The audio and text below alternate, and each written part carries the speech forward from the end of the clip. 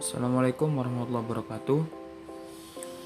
Kami dari kelompok 3 izinkan perkenalkan, nama saya Muhammad Zainul Alim, yang kedua Luis Iza Wiraksani, yang ketiga Muhammad Misbahul Umam, yang keempat Rizal Dulki Alfiatna, yang kelima Wahyu Ardita Puspitasari.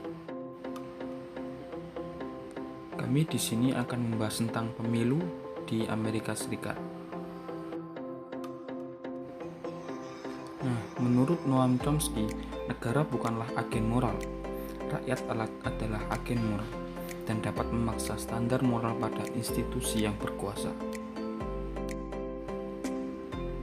Mari kita mulai dengan membahas tentang pemilu atau pemilihan umum yang akan dijelaskan oleh Saudara Wahyu Ardita Puspitasari. Baik, di sini saya akan menjelaskan pengertian pemilihan umum atau pemilu di Amerika Serikat, dan sistem pemilu di Amerika Serikat.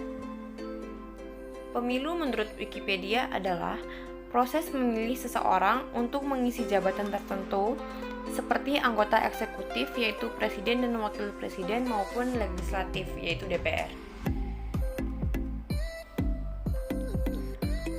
Amerika Serikat merupakan salah satu negara yang merintis demokrasi sejak cukup lama dan berpengalaman dalam menjalankan pemilu yang adil, terbuka, dan berkala. Pemilu presiden telah dijalankan oleh Amerika Serikat sejak abad ke-18, saat sistem pemilu demokrasi baru saja berkembang. Maka dari itu, Amerika Serikat merupakan salah satu negara demokratis maju. Di Amerika Serikat sendiri, pemilihan DPR dari anggota senator dilakukan 2 tahun sekali, dan pemilihan presiden setiap 4 tahun sekali. Sistem Pilpres Amerika Serikat. Yang pertama, pemenang Pilpres tidak ditentukan oleh suara rakyat terbanyak, tetapi ditentukan oleh Electoral College atau Dewan Elektoral. Yang kedua, ketika orang-orang Amerika pergi ke TPS atau tempat pemungutan suara, mereka sebenarnya memilih sekelompok pejabat yang akan menduduki Electoral College. College di sini bermakna sekelompok orang dengan tugas bersama. Orang-orang disebut electors dan tugasnya adalah memilih presiden dan wakil presiden. Selanjutnya akan disampaikan oleh rekan saya yaitu Luis Iza Wiraksani. Jadi di sini saya akan melanjutkan materi slide sebelumnya, yaitu mengenai peta persebaran jumlah suara Dewan Elektoral di Amerika Serikat. Jadi total jumlah elektor sebanyak 538 orang di Amerika Serikat. Jika kandidat yang memiliki mayoritas suara pada negara bagian, kandidat ini dapat merebut semua suara elektoral yang ada di negara-negara tersebut. Dan kandidat yang mendapat suara 270 dari 538 suara elektoral di seluruh negara bagian akan dinyatakan sebagai presiden yang terpilih, yang nantinya akan ditotal per negara bagian mana yang memilih kandidat 1 ataupun kandidat 2, di mana suara pada bagian kecil ini bisa menjadi persaingan yang ketat. Yang selanjutnya yaitu mengenai faktor yang mempengaruhi rakyat Amerika Serikat mengikuti pemilu. Jadi sebelumnya pemilu yang diselenggarakan Amerika Serikat selalu menjadi isu yang hangat dibicarakan oleh banyak media dan pengamat politik. Hal ini selalu menarik perhatian karena Amerika Serikat yang dikenal sebagai negara dengan rakyat yang sangat loyal dengan partai, faktanya memiliki tingkat golongan putih yang cukup tinggi. Keadaan ini disebabkan karena rumitnya proses pemilu yang diselenggarakan. Mobilitas warga Amerika Serikat yang cukup tinggi juga mempengaruhi kesadaran politik rakyat Amerika Serikat. Masyarakat yang tinggal menetap banyak menyatakan bahwa keterlibatannya dalam pemilu merupakan andil dalam berpolitik terhadap komunitas di mana mereka tinggal. Oleh karenanya, warga yang memiliki mobilitas tinggi memiliki tingkat kesadaran yang lebih rendah dibandingkan dengan mereka yang tinggal menetap. Nah, sekarang saya akan menyebutkan faktor yang mempengaruhi rakyat Amerika Serikat untuk mengikuti pemilu, yang diantaranya yaitu ikatan kekeluargaan, tempat tinggal, dan identitas kelompok politik yang menjadi basis rakyat dalam memilih.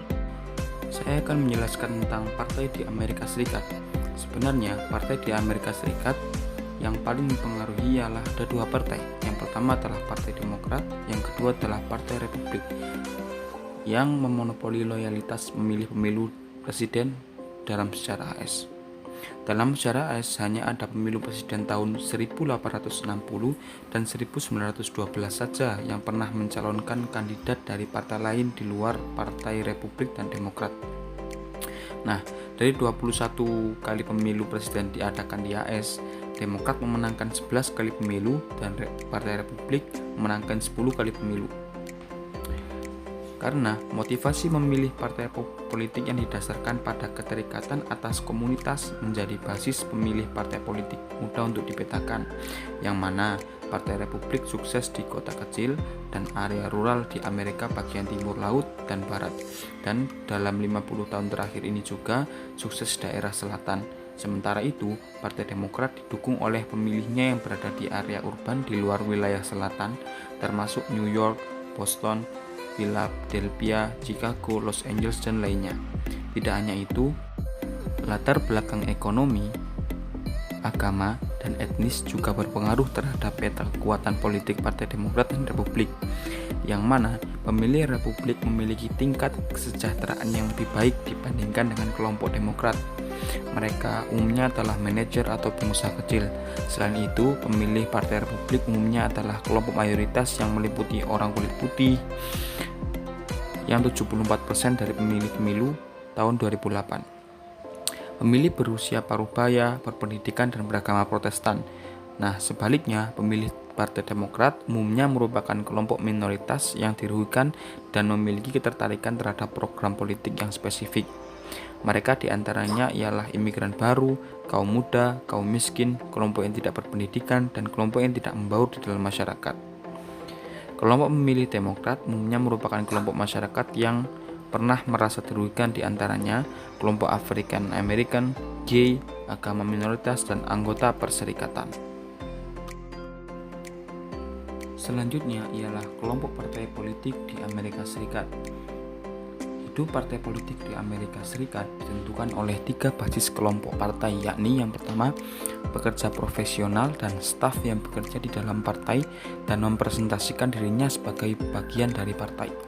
Yang kedua ialah kandidat caleg atau presiden yang melabelkan dirinya kepada partai saat pencalonan.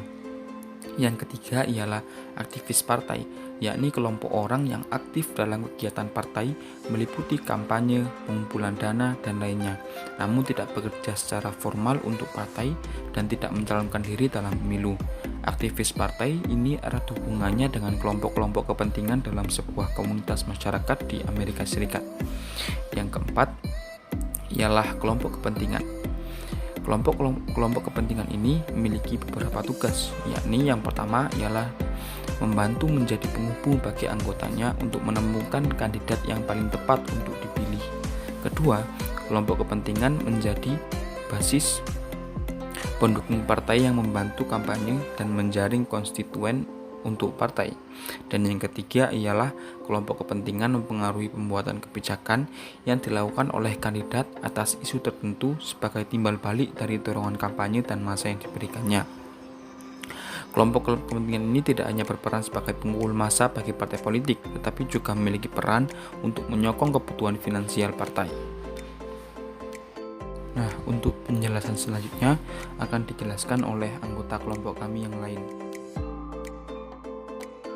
Ya, baik. Di sini saya akan melanjutkan tentang materi pemilihan umum di Amerika Serikat. Dalam pemilu yang dilakukan oleh Amerika Serikat, pemilihan calon presiden dan wakil presiden dengan proses yang kompleks dan memakan biaya yang tinggi. Dengan langkah pertama yang dilakukan adalah melaksanakan pemilihan pendahulu atau biasa disebut early primary election di Iowa and New Hampshire. Selain melakukan pemilihan pendahulu, partai politik juga melalui kaukus negara bagian dan superdelegasi.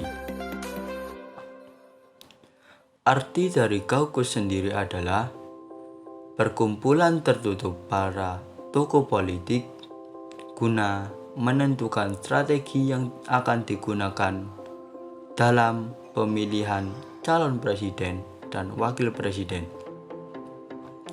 Sedangkan superdelegasi adalah pemimpin partai yang dipilih sebagai delegasi tanpa komitmen untuk konvensi politik nasional, yang artinya bebas untuk memilih partai mana yang akan didukung terlepas dari pemilihan pendahulu.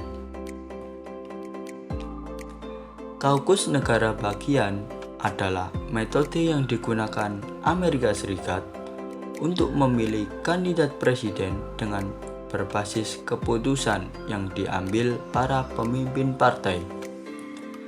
Dengan metode ini, para pemimpin partai menduduki kursi sebagai delegasi untuk menentukan kandidat atau calon presiden dan wakil presiden. Sedangkan proses superdelegasi adalah upaya reformasi atas metode kaukus. Proses ini menjadikan pemilihan kandidat atau calon presiden tidak hanya dikontrol penuh oleh pemimpin atau elit partai, tetapi juga senator, gubernur, mantan presiden, mantan wakil presiden, dan pimpinan kongres ikut menjadi delegasi dalam konvensi pemilihan calon presiden dan wakil presiden ini.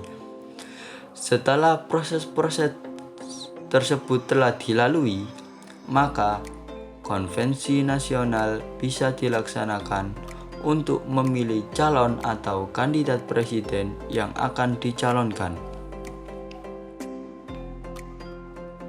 Sedangkan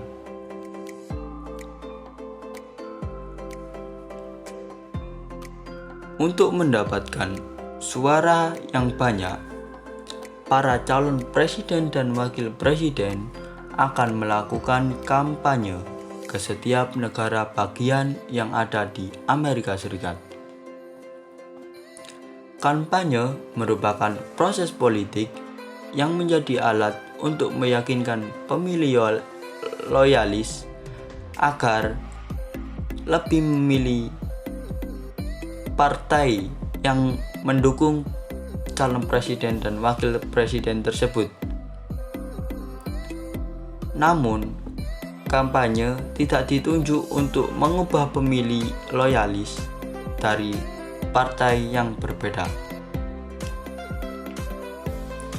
Dalam kampanye ini, pemilih akan digiring ke dalam 3 isu utama kampanye, yakni isu ekonomi, isu politik luar negeri, dan isu sosial, di mana Partai Demokrat dan Republik menggiring ketiga isu tersebut dalam kerangka yang berbeda untuk menunjukkan keunggulan masing-masing partai. Pendekatan berbeda atas ketiga isu itulah yang kemudian membentuk kelompok-kelompok loyalis partai, dan nantinya yang akan menjadi pendukung calon-calon presiden dan calon-calon wakil presiden tersebut.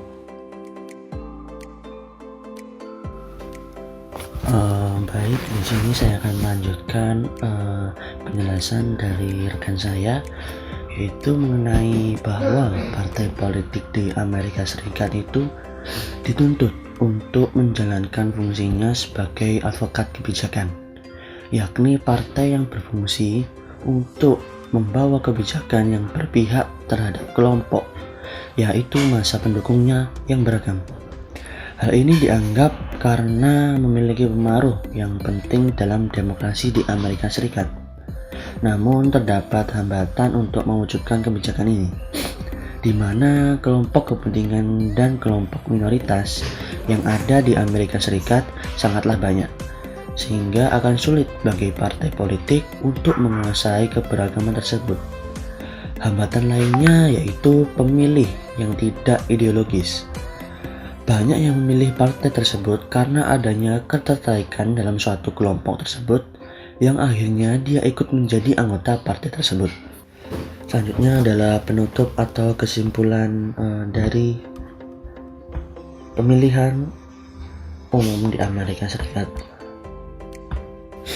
Pemilihan umum yang baik haruslah dimulai dari hal yang baik pula.